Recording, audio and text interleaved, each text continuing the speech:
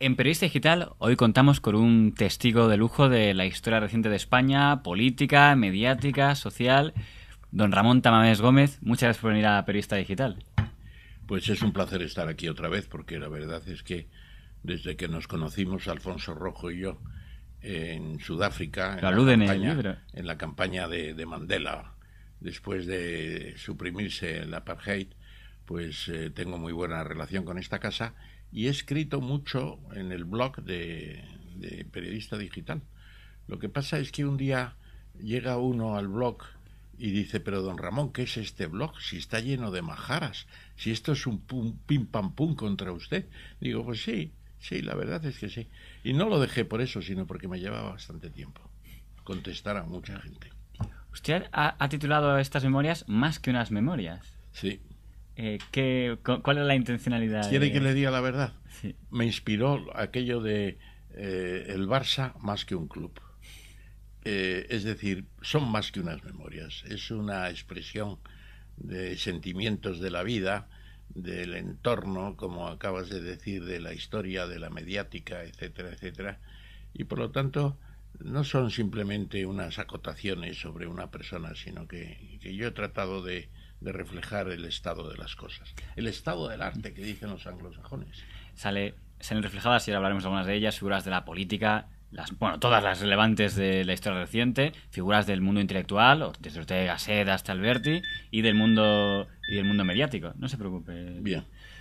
¿Quiere contestar? Si no... No, lo que pasa es que se ha dado un batacazo la bolsa de Tokio y mi secretaria me iba a mandar la última novedad en la bolsa de Madrid. Así que está la cosa muy dura, muy dura. Bien, seguimos. Pero perdón, sin querer, digamos, fundir todo el libro para los internautas, porque es importante que se lo lean, pero vamos a hablar de alguna anécdota que ya es relatada, y una de ellas que le tenía que preguntar es: la primera vez que el nombre Ramón Tamames aparece en toda la prensa nacional es con la famosa redada de 1956. Yo le tengo que decir que me he quedado asombrado con la anécdota que cuenta, y espero que no le muestre que la adelante, de la celda del señor José María Ruiz Gallardón, el señor Elorriaga, Gallardón padre y Elorriaga padre, y usted, esa anécdota para mí es casi de película romántica. Yo creo que es buena, es casi de Azcona, en aquella película Todos a la cárcel, ¿no? Y el otro día me preguntaba no sé quién, decía: pero no te ha llamado todavía José María Ruiz Gallardón, digo, Alberto Ruiz Gallardón, para comentarte la anécdota de su padre. Digo, no, pues no me ha llamado. Yo creo que no me ha llamado porque ya se la conté a él hace tiempo. O sea, que aunque no la conocía el público, él... Sí, ya la tenía grabada porque fue espectacular. Aquella noche en que estábamos ya con las luces apagadas, en la misma celda, Rafael... no se llamaba Rafael, Miguel Sánchez Mazas, José María Ruiz Gallardón, Gabriel Elorriaga y yo, cuando se contaban historias, ¿no? Porque no nos dormíamos a las 10:30 de la noche. Y esa noche pues contó José María Ruiz Gallardón su historia de sus relaciones con las actrices más famosas de la escena española, ¿no? Con detalles hasta monetarios, digamos. No, detalles monetarios, sí, de lo que le había costado, como dicen en la Biblia, yacer con cada una de ellas. Lo que llama la atención ahí es que el discurso oficial del régimen era que todo aquel, digamos, que levantaba la mano al régimen, por eso llama la atención que siendo tan jóvenes, y además en el año 56, donde presumo que no sería lo mismo hacerlo en el año 71 que en el año 56, se atrevieran contra el régimen, y sobre todo porque el discurso oficial era que quien lo hiciera era alguien pagado poco menos que por la Unión Soviética, algo que no me encaja en el perfil ni del señor Gallardón ni del señor Elorriaga. No estaba pagado por la Unión Soviética, aquello fue una iniciativa que tomamos el trío de la Mezquita, Pradera, Mújica y yo, y decidimos que como había fracasado el proyecto de Mújica el Congreso de Escritores Jóvenes, había que movilizar a la juventud de otra manera, y entonces planteamos el Congreso Libre de Estudiantes, el manifiesto y todo lo demás. Fue una iniciativa personal nuestra que no tuvo necesidad de financiación porque lo hicimos con nuestros propios medios. Y lo que sucedió es que personas como Dionisio Ridruejo o Miguel Sánchez Mazas o el propio José María Ruiz Gallardón, se incorporaron porque entendieron que era una iniciativa sana que se hiciera frente al gobierno con un manifiesto pidiéndole, incluso mencionando el derecho de petición, que en la práctica no existía, y dirigido además al gobierno de la nación. O sea, que era una manera que permitía teóricamente la legalidad. Claro, y además España acababa de entrar en las Naciones Unidas en el mes de diciembre anterior, y nosotros sosteníamos la tesis de que ya teníamos que cumplir la tabla de derechos políticos y de derechos humanos que se preconiza en la Carta de las Naciones Unidas. Lo cual no era exactamente legal, pero ese era nuestro propósito y aprovechamos la circunstancia. Y el gobierno reaccionó como no se había reaccionado nunca, es decir, que suspendiendo el fuero de los españoles y poniéndonos a los 7 encarcelados en primer lugar, pues con el tratamiento de don José María Ruiz Gallardón, don Miguel Sánchez Maza, don Ramón Tamames, que nunca se había utilizado para los que se detenían, porque ni se sabía que se habían detenido porque todo estaba en la oscuridad y les trataban de malhechores. De que en además lo estoy viendo en la biblioteca, desde en Pueblo Madrid, en todos los periódicos salió la nota de la dirección. Sí, porque era una nota oficial de la Dirección General de Seguridad. Con todos sus nombres, con lo cual ya toda España sabía que Ramón Tamames... Nos hicieron famosos de por vida, Pero, aunque dentro de España, fuera de España tenía hasta su prestigio, dentro de España a lo mejor, que te marcaran como enemigo de España o como... No, la gente sabía de qué iba, es decir, sabía que nosotros no éramos malhechores ni delincuentes, que lo que queríamos era más libertad,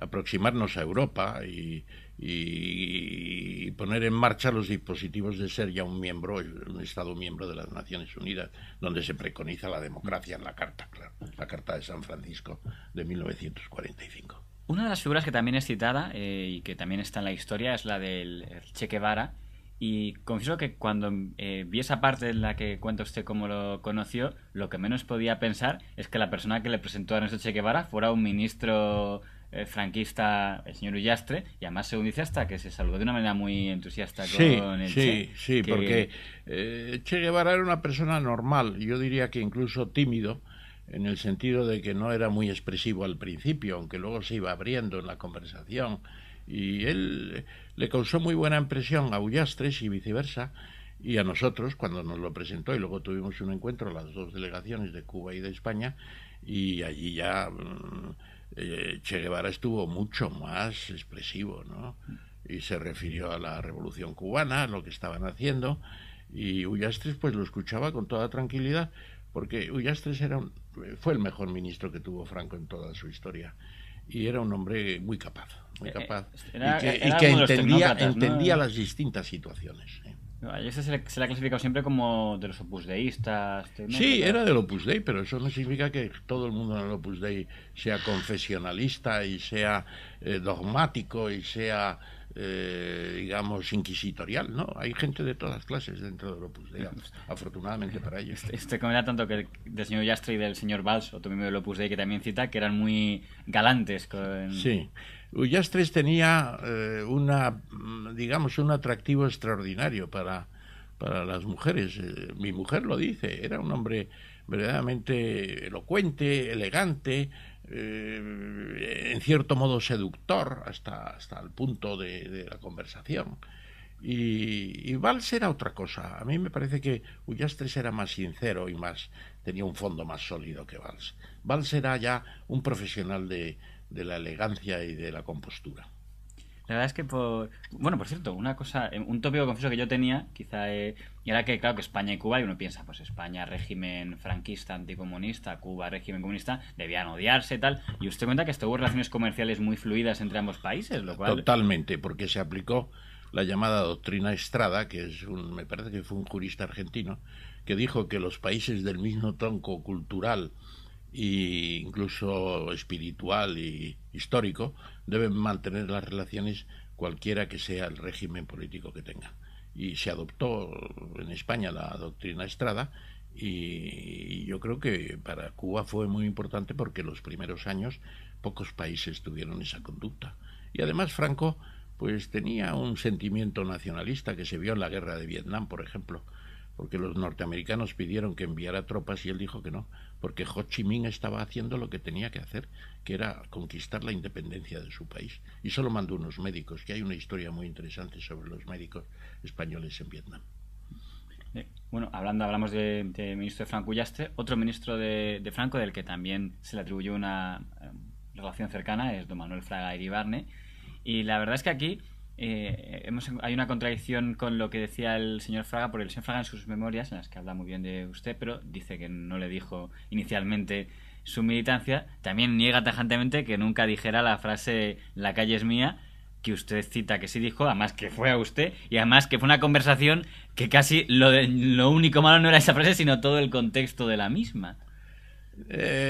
Yo comprendo que Fraga pues dijera esas cosas, pero él sabía muy bien que lo había dicho, porque además tengo un testigo de excepción que fue mi mujer, que lo digo en las memorias, no me llamaba Fraga por teléfono a casa, yo me estaba afeitando en el cuarto de baño al lado, y viene mi mujer y me dice: Ramón, que te llama Fraga y parece que está muy enfadado.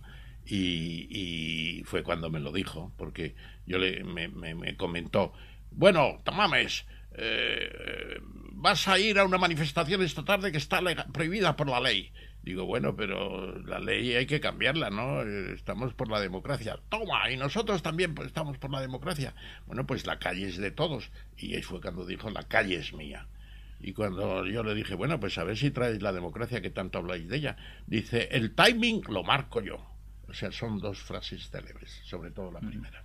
Sí, aunque no extensas de gravedad ninguna de las dos. O sea, la democracia de Fraga era en los tiempos que él marcara. Él quería hacer la democracia, pero paulatinamente, sin ruptura, transformando las leyes del régimen más lentamente, como había hecho con la ley de prensa del año 66, la ley orgánica del Estado, que yo creo que él participó mucho, aunque era sobre todo del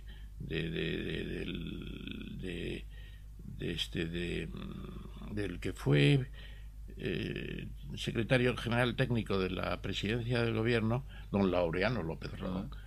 Pero Fraga tenía una visión ya un poco esclerotizada. España necesitaba una reforma radical, y eso es lo que encontró el rey Juan Carlos en Suárez. Suárez no tenía esos prejuicios ni esos formalismos de prolongación del franquismo. Hay algo que me cuesta mucho entender, que siendo Fraga un franquista, digamos, que claramente estaba en el reformismo, contrario a los ultras, o Ruiz Gallardón, que había estado hablo del padre, que había estado en prisión durante el franquismo, ¿por qué cuando se legaliza el Partido Comunista de España, don Manuel Fraga y don José María Ruiz Gallardón son tan rotundamente contrarios? Dicen: esto es un error, Suárez se ha equivocado, tal. Es algo que a mí se me escapa entender por qué en ese momento, aunque luego imagino que cambiarían de opinión. Porque ellos no conocían seguramente la realidad como la conocía Suárez. Suárez tenía buenos informadores, entre ellos Pepe Mario Armero, como le llamábamos los amigos, José Mario Armero, un gran abogado, que conocía el panorama político de España como nadie, porque además nos reunía en su casa, que también lo comento. Iba desde el rey Simeón, al que tengo mucho afecto, y viceversa, creo, y desde el rey Simeón pues hasta un servidor de ustedes, que era un poco no el representante, porque yo no tenía ninguna representación, pero se sabía que estaba en el PC. Iba Pepín Vidal, estaba Joaquín Garrigues Walker, una gran persona, etcétera, y Pepe Mario Armero sabía de qué iba. Y claro, cuando informa a Suárez que hay que plantearse seriamente el reconocimiento del PC, cosa que se lo estábamos diciendo todos, yo entre ellos en mi libro ¿A dónde vas España?, ¿no?, pues Suárez se convenció de que eso era la realidad. Y se lo habíamos dicho también al rey, al actual rey, que entonces era príncipe de España antes, y él decía: yo quiero tener un teléfono al que pueda llamar y decir: oiga, ¿es el Partido Comunista de España? Sí, soy el rey, quería hablar con el secretario general o con el nuncio apostólico, su santidad, quien fuera, quien estuviera allí. Y eso lo dijo Juan Carlos el año 73. O sea que nosotros sabíamos que Juan Carlos iba a traer la democracia, iba a ayudar a traer la democracia. Yo se lo expliqué a Carrillo y él no se enteró. Se enteró después. Claro, porque Carrillo decía: va a durar menos que un pastel a la puerta de un colegio. Tiene su... Le llamaban Juan Carlos el Breve. Yo no apliqué nunca esa expresión. Tiene su gracia o su curiosidad de que tanto el señor Fraga como el señor Carrillo, dos figuras tan importantes, a las hemos perdido los dos el mismo año. Usted conoce muy bien a ambos. Les presenté yo porque estábamos en las Cortes, había una pausa en el Congreso, subimos a tomar un café a un cafetín que había en la parte de arriba, muy entrañable, por cierto, que lo quitaron luego, y estábamos allí tomando café, apareció Fraga y me dijo Carrillo, que no le conocía aún, dice, ¿por qué no me presentas a Fraga, Ramón? Digo, ahora mismo. Me acerqué, se levantaron los dos, se aproximaron y allí se conocieron. Usted cita en sus memorias algo que el señor Semprún había más o menos dicho en las suyas, que era el caso de Jesús Monzón, que ahora dice que le conoció personalmente, que era, digamos, alguien al quien no trató muy bien el señor Carrillo. Desde luego.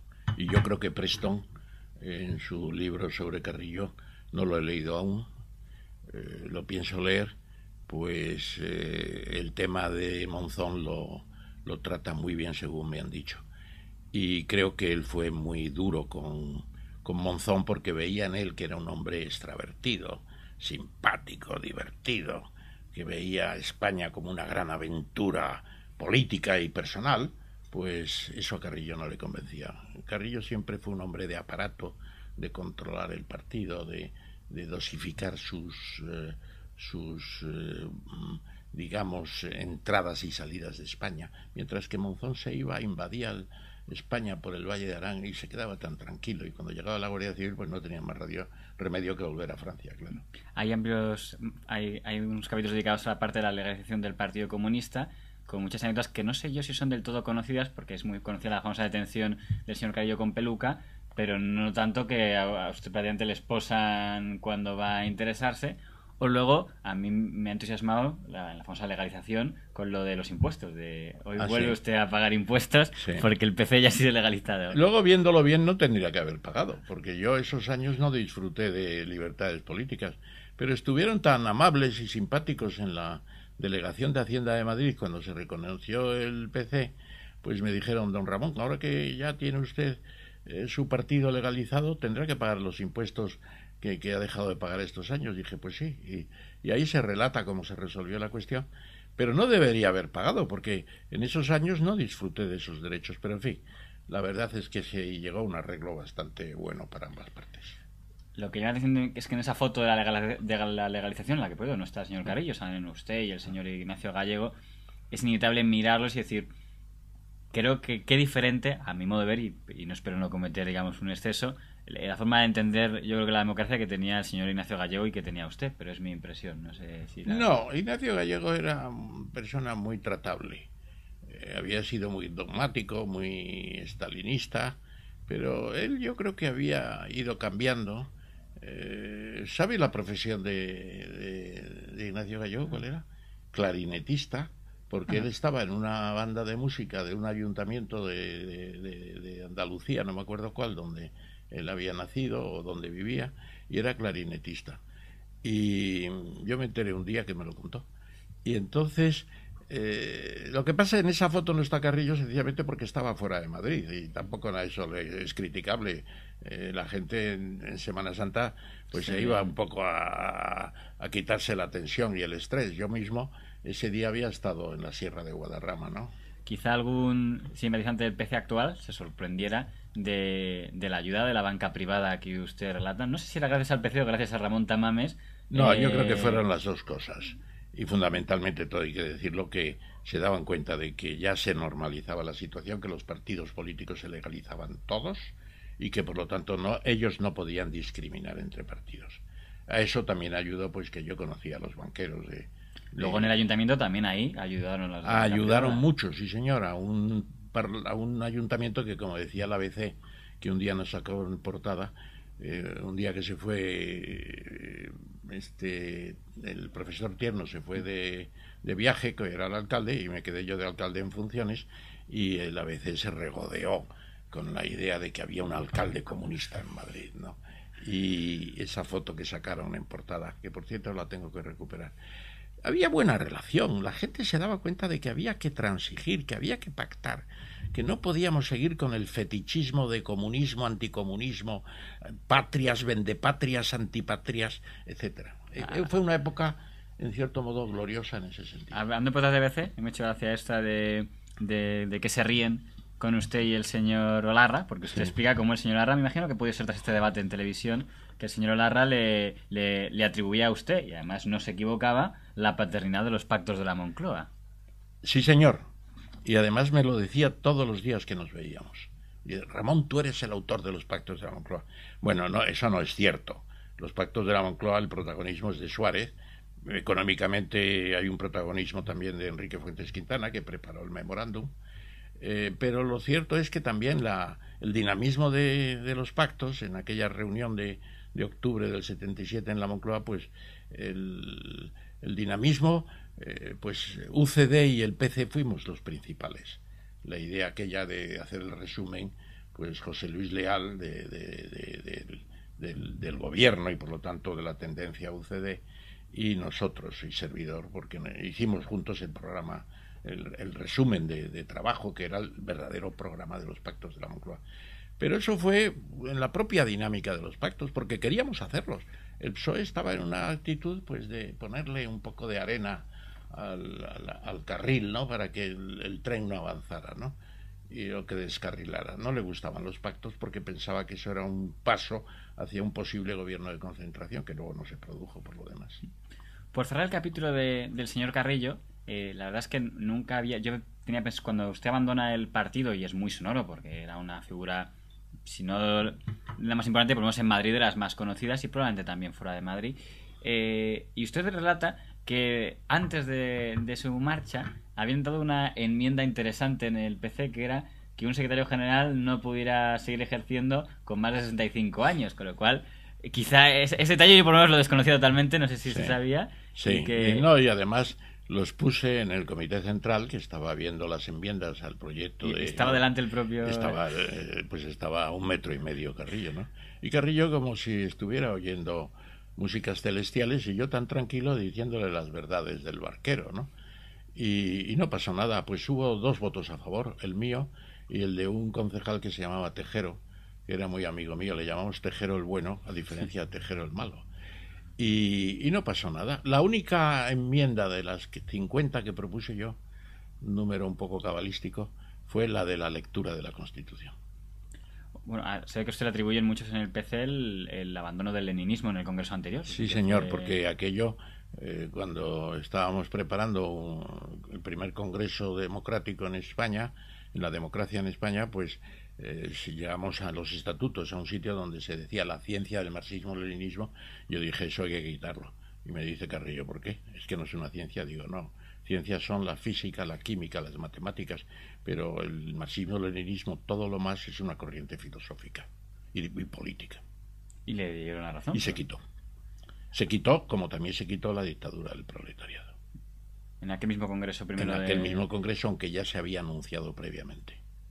Hablaba antes usted de Tejero el bueno, me permite hablar eso de Tejero, entre comillas, el malo. Una cosa que probablemente muchos no sepan, es que, o por lo menos yo no sabía hasta que no he leído sus memorias, es que no fue ese el momento en el que temió por su vida, que antes del 23F ya había tenido otro momento en el que de verdad había temido por su vida, que a lo mejor los internautas no conocen y que sería interesante que comentara. Bueno, fue un accidente de montaña, ¿no? ¿Se refiere a eso? Sí. En el año 74, el Día de Inocentes, el 28 de diciembre, yo tengo una casa hace muchos años en la montaña de La Rioja, en la Sierra de la Demanda, que decía Mando de Miguel. Claro, ¿dónde va a estar mejor Ramón que en la Sierra de la Demanda? Por la ley de la oferta y la demanda. Son las gracias que decía Mando de Miguel, el sociólogo.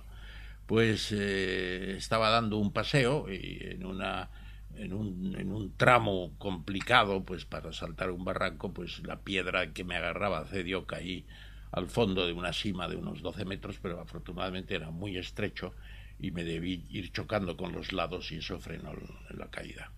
Me rompí 9 costillas, el peroné, etcétera, y quedé, yo creo que sin conocimiento un buen rato, y luego tuve que andar 1 hora hasta llegar a la carretera, pues desangrándome porque tenía una hemorragia interna.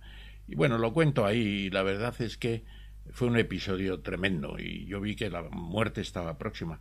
Pero también es cierto que en ese momento, en cualquier sujeto en esas circunstancias, renace un optimismo interno para vencer la desgracia y sobreponerse, y eso funcionó.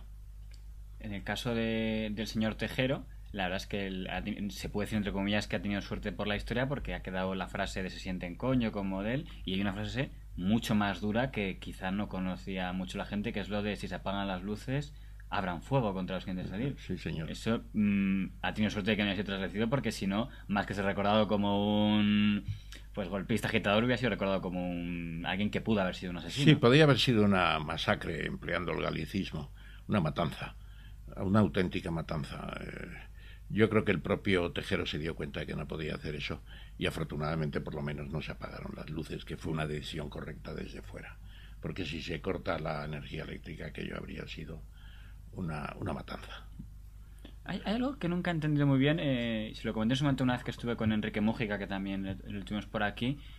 ¿Qué pintaba, aunque él me decía que ni siquiera le daba mucha verosimilitud a ese gobierno hipotético, pero qué pintaban el nombre del señor Mújica, el del señor Ansón o el suyo en aquella lista que dicen que estaba de gobierno de Armada? Pues yo no he hablado con Armada en mi vida, y no digo que lo sienta, pero habría sido interesante conocerle.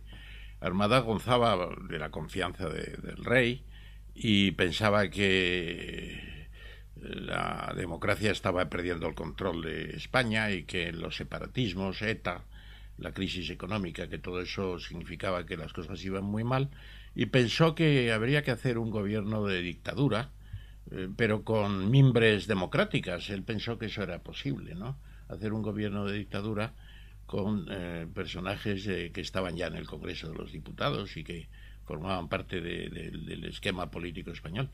Yo creo que Armada no se dio cuenta de que eso era una vana ilusión.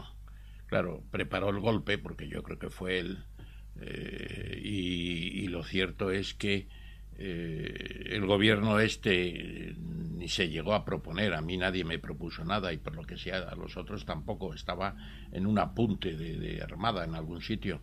Cercas lo pone de relieve en su libro, ¿no? Que es un libro interesante. A mí me gusta más Soldados de Salamina, claro. Es un libro maravilloso. Y entonces se puede decir que Armada tenía buenas intenciones, pero es que no se daba cuenta de dónde estaba, que aquello era una democracia y que no se podía hacer eso, que el golpe del general Primo de Rivera fue otra cosa, en otras circunstancias, y además para proteger al ejército de los desastres de Marruecos, del desastre de Anual, ¿no? En connivencia con el rey Alfonso XIII. Yo creo que su modelo era ese. Y luego estudié yo lo de Primo de Rivera, que me parece un personaje también singular. Habla mucho de él. Sí, es que fue un personaje singular, que no está suficientemente valorado.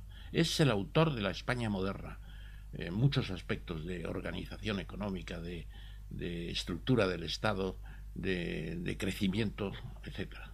Vamos a tratar en paréntesis el tema mediático, que también es algo importante, porque este es uno de los fundadores del Grupo Prisa. Sí. Aunque en ese momento igual no se llamaba Grupo Prisa, sino era Prisa Secas, sí, como editora del diario El País, y relata cómo le ficharon prácticamente en un viaje a recaudar el dinero. Creo que son los señores Ortega y Darío Valcárcel, ¿puede ser? No, Darío Valcárcel no, el otro promotor. Porque Mendo. Carlos Mendo. Carlos Mendo era un personaje impulsivo, de buena cabeza, quizá un poco romo en los detalles y en el contexto. Darío Valcárcel, persona fina, distinguida, de buen estilo, y Ortega Espotorno pues utilizaba las rentas de ambos apellidos, con buen juicio y con buen proyecto, porque Ortega Espotorno fue un gran empresario, porque creó Alianza Editorial y creó El País. Luego nos subimos al País los demás, entre ellos Polanco, pero la idea fue de Ortega Espotorno. Usted comenta una de estas frases de que alguien como don Javier Pradera, teniendo en cuenta quién fue luego Javier Pradera en Prisa, le dijera: ¿qué hace usted metiéndose en ese con los liberales? Sí. Javier Pradera estaba de testigo y no dijo nada. El que era el hijo del poeta de la generación del 27, Salinas. Pedro era el poeta, el hijo no me acuerdo muy bien cómo se llama de nombre de pila, pero él es el que me criticó que estuviéramos ayudando a la burguesía con ese periódico, creando ese periódico. Yo digo, todo lo que sea ampliar las libertades es bueno, que al principio son burguesas exclusivamente, bueno, pero ya vendrá la democracia global, ¿no? Ya en esa primera junta de Prisa, en la que había, digamos, familias, ¿no?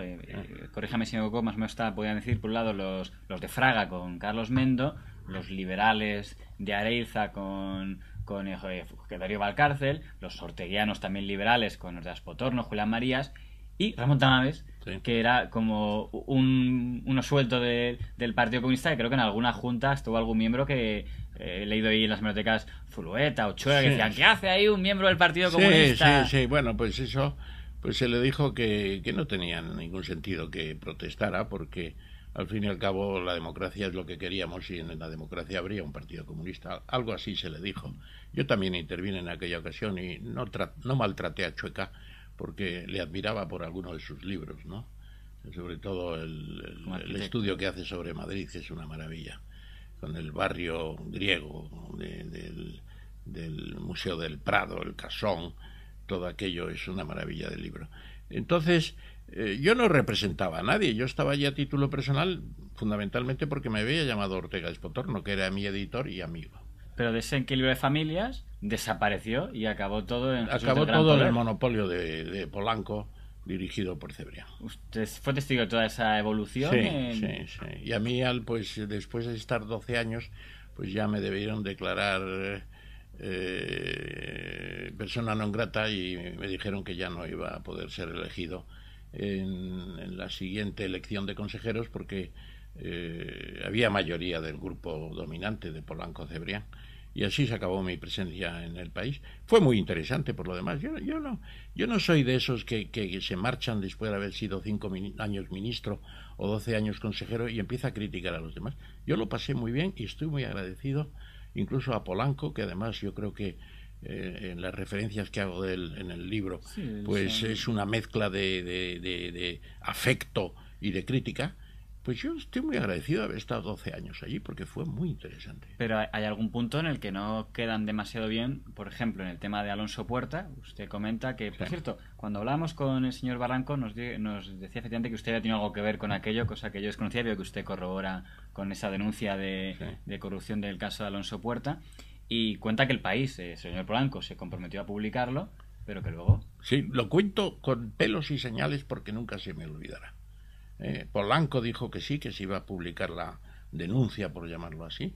Se preparó el texto, se le envió. Esa tarde estuve yo hablando con Cebrián, que ya era el director del periódico, y fue director del periódico desde el principio, y me dijo, aquí tenemos ya el texto. Yo me fui a casa tranquilamente pensando que al día siguiente, y al día siguiente no apareció nada. Y es que yo creo que habían llegado a un pacto. Fue el primer momento en que el periódico dejó de ser un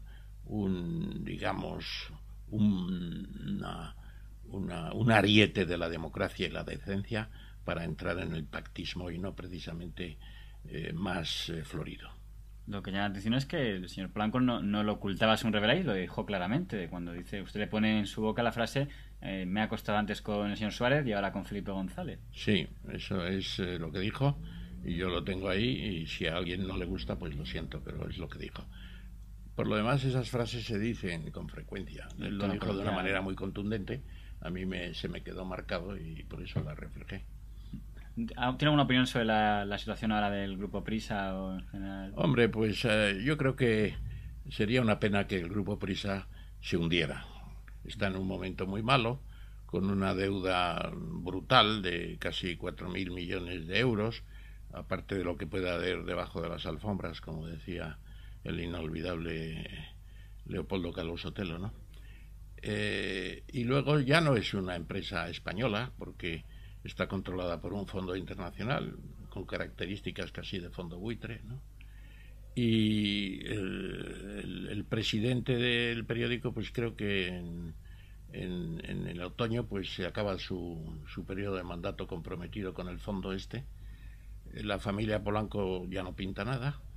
Yo creo que casi son las ruinas de Itálica, aquellas del gran poeta, ¿no? Estas que ves, oh Fabio, hay dolor, fueron un día Itálica famosa. Pues hay dos puntos que quería hablar con usted antes de terminar. Uno de ellos, pero que no es muy reflejado, pero que algún internauta nos decía que le preguntáramos, era por su condición de fundador de Izquierda Unida. Aquí en esta famosa portada de la ABC, en la que se le ve con todos los fundadores, que por cierto, comentábamos en broma en la redacción que prácticamente ninguno permaneció en Izquierda Unida años después, ¿no? Ni Curiel, ni Gerardo Iglesias, ni Sartorius, que todos los de si quieren hacer un aniversario de los fundadores de Izquierda Unida, ninguno estaría ya en la coalición. Izquierda Unida se tendría que haber hecho el año 73, cuando se lo propuse yo a Carrillo, que también lo cuento en las memorias. Digo, mira, Santiago, con el nombre de Partido Comunista no nos vamos a comer una rosca, porque la propaganda de estos 40 años ha sido tan terrible que el oír la palabra comunista mucha gente sale corriendo, que le van a quitar la mujer y la vaca, como decían en la provincia de León en la campaña electoral del 77. No votéis a los comunistas, que os quitarán la mujer y la vaca. Bueno, por el amor libre y por la propiedad de los medios de producción, entre ellas las vacas. Y no, dijo, no, hombre, Ramón, eso habrá que pensarlo en el futuro, tal y cual. Pero él, como era el que mandaba, pues el futuro se fue alargando y finalmente el Partido Comunista fracasó. Fracasó en las elecciones del 82, que ya nos habíamos ido bastante gente del partido, y en vez de 23 diputados pasó a tener 4. Y entonces, claro, aquello pues era insostenible. Y se creó Izquierda Unida, que fue un buen invento. Al principio, con dominio total del Partido Comunista, yo creo que eso se ha ido relajando, aunque todavía la influencia del PC es muy importante. Pero el PC virtualmente ha dejado de existir, y yo creo que tendría que dejar de existir y disolverse, porque eso crea todavía una especie de condicionamiento del voto a Izquierda Unida. Si Izquierda Unida se convirtiera en partido, acabaría siendo mucho más fuerte que todavía como una coalición de partidos, y sobre todo el PC, ¿no? ¿Por qué volvió al Ayuntamiento de Madrid en el año 87? ¿Perdón? ¿Por qué decidió volver al Ayuntamiento de Madrid en las elecciones del 87? Que es algo que se ha preguntado siempre mucho de por qué su aceptación de la candidatura en el año 87. 87. Ah, sí. Por Izquierda Unida, precisamente, porque se había formado y había que potenciarla. Eso fue un error por mi parte. Yo creo que no debía haberme metido en ese jardín, como se dice ahora elegantemente. Pero me invitaron a que estuviera. Pensaban que como cabeza de fila iba a tener una cierta fuerza, pero en esos momentos el Partido Socialista todavía era un rodillo. El efecto Felipe fue muy fuerte desde el 82 hasta el 90 prácticamente. Y el 92, todavía con los Juegos Olímpicos y la Expo de Sevilla y Madrid Cultural, capital cultural europea, el efecto Felipe fue muy fuerte. Ya a partir del 92 empezó a caer. Lo decía porque, ya con eso zanjo la parte política, cuando más se le ha linchado, por así decirlo, políticamente, es cuando, como dijo Churchill, cruza la pasarela. Es verdad que antes también lo había hecho su antecesor, el pastor que se fue al PT de Carrillo, y se va con Saguna, que por cierto veo que conocía ya de antes de su etapa en CEPIME. Ese es el momento en el que usted más se le ha linchado. ¿Por qué tomó esa decisión? Sí, pero no era por el ayuntamiento, era por Suárez. Uno pierde la confianza pierde uno la confianza en el gobierno que había entonces. Felipe, yo el año 82 dije que había que ayudarles por todos los medios. Incluso recibí una invitación más o menos solapada de entrar en el PSOE, no lo hice. Antonio Rod dijo en una ocasión que Felipe González quería usted de ministro. Pues seguramente, no lo sé a ciencia cierta, pero yo no entré en el PSOE, entre otras cosas por razones históricas, porque yo creo que el PSOE tendría que reconocer que fue uno de los promotores de la guerra civil española. Si el PSOE no hubiera tenido un Largo Caballero que pensaba que era el Lenin español y que iba a acabar con el Kerensky español, que era Azaña, probablemente la guerra no se habría producido, porque Azaña habría gobernado con Indalecio Prieto, como querían los dos, pero el Largo Caballero dijo, no, eso tiene que aprobarlo el partido en el Congreso de septiembre, y en septiembre del 36 ya estábamos a bombazos. Y yo creo que el PSOE no ha reconocido su verdadera historia. Tendría que haber hecho una crítica histórica. Por lo contrario, lo que han hecho es rehabilitar a Largo Caballero, ¿no? Como si fuera un héroe nacional, y yo creo que fue un error lo que hizo Largo Caballero. Lo raro de su brevísima etapa con Suárez y Sagún es que no le dieron ningún puesto. O sea, uno pensaría, ahora van a tomar el gobierno de Madrid y le darán un puesto. Era una larga marcha. Allí no había milagros a la vista. Además había un diputado de Suárez, que era Chus Viana, que era un poco el alma organizativa del partido y El CDS tuvo la desgracia de que se muriera Chus Viana. Y luego ya la organización languideció, el entusiasmo se perdió, el propio Suárez se fue inhibiendo y el resultado final es que aquello terminó como terminó. ¿Alguna vez volvió a hablar con el señor Barranco, que dijo declaraciones durísimas contra usted por su apoyo a la moción de censura? Pues sí, no lo dudo que hiciera. Es posible que tenga parte de razón. Quizá debería haberme abstenido, pero en fin. Sí, el otro día me lo encontré cuando nos dieron a las Cortes Constituyentes la medalla de oro del Ayuntamiento de Madrid. Y estuve allí en el Palacio Gallardón, como le llaman algunos, Palacio Cibeles otros, y yo digo siempre el Palacio de Telecomunicaciones, ¿no? Del arquitecto Palacio, precisamente. Y estuve con Juan Barranco y nos saludamos, estuvimos allí hablando 3 minutos o menos, pero no hay ninguna... Yo es que creo que guardar los rencores es absurdo. Las cosas pasan, pero por eso empezar a borrar personas de la lista y hacer listas negras y listas grises es un error absoluto. Tenemos que convivir. Pues el último tema, ya mencioné antes el nombre de Antonio Herrero. Hace poco se celebró el homenaje de Antonio Herrero, en el que salieron imágenes suyas grabadas con el famoso cuadro que está recogido en el libro. Y lo que no sabíamos es que ya antes estuvo a punto de ser tertuliano de Ramón Rato. Ya hablamos antes de Gallardón y padre. Eso fue faltaba Rato padre. Eso fue divertidísimo. Lo que pasa es que don Ramón Rato era un poco rácano. Y cuando empezamos a hablar del Bill Metal, de lo que me iba a retribuir mi presencia cotidiana en la cadena Rato, pues allí se deshizo la buena intención de colaborar, porque él era muy rácano y no quería financiar aquello. Bueno, pues quedamos tan amigos. Luego seguí yendo a su cadena de emisoras de vez en cuando, pero no me convertí en colaborador suyo. Y luego lo vendió por varios miles de millones en la cadena, o sea que tenía una pasta. Lo que pasa es que don Ramón era así. Y de quien habla muy bien es don Antonio Herrero, que fue usted... Antonio Herrero fue... tertuliano, sino además su enviado a países, en Sudáfrica, como contaba antes. Hicimos 10 viajes juntos y luego algunos que él promocionó. Uno de ellos a Sudáfrica, que fue extraordinario. Y ya muerto él, pues también fui con la cadena COPE, pero ya eso fue una de las últimas actividades mías con la cadena COPE, que cambió de aspecto. Ya sin Antonio Herrero aquello no era lo mismo. Eso me también dice que prácticamente fue morir Antonio Herrero y dejar usted la COPE. Un año después, porque me pareció que no estaba bien marcharme inmediatamente. Pero la relación con Luis Herrero, que tomó la dirección de la tertulia, pues era correcta, pero no había ningún entusiasmo creo que por ninguna de las dos partes. Bueno, se lo puede preguntar a Luis Herrero. En lo que sí coincide es que José Luis Gutiérrez, cuando estuvo aquí, se mostró muy indignado por lo que había dicho Luis Herrero de la teoría conspiranoia, pero usted viene a decir que efectivamente José Luis Gutiérrez le comentó esas teorías de que podía haber sido un asesinato. Yo creo que no.